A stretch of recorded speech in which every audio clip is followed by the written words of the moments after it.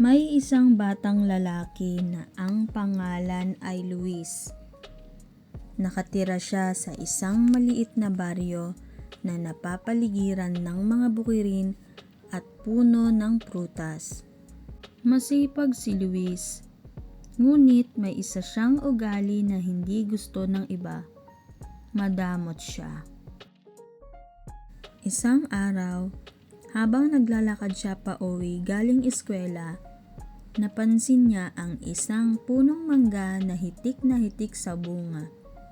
Dahil sa gutom, agad siyang umakyat at kumuha ng maraming mangga.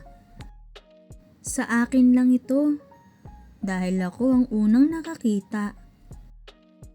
Araw-araw, bumabalik si Luis sa puno. Kumakain siya ng mangga, pero ni minsan ay hindi siya nag-alok sa ibang bata o kahit sa matatandang dumadaan. Isang hapon, napansin ni Luis na tila malungkot ang puno.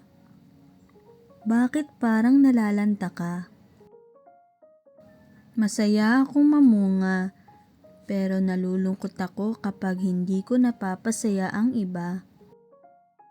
Hindi pinansin ni Luis ang sinabi ng puno. Basta may makain ako ay ayos na. Kinabukasan, bumalik siya, ngunit nagulat siya.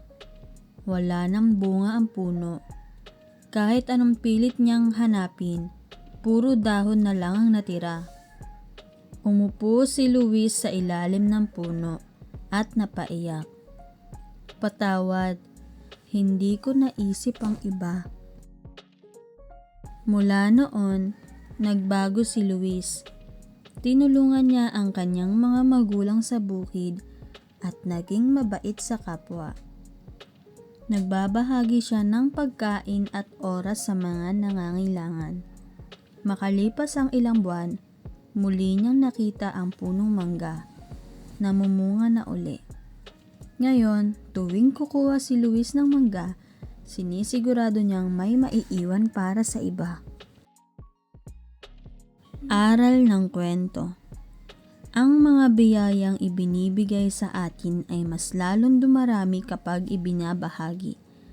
Ang kasakiman ay nagdudulot ng pagkawala, ngunit ang kabutihang loob ay nagbubunga ng kasayahan.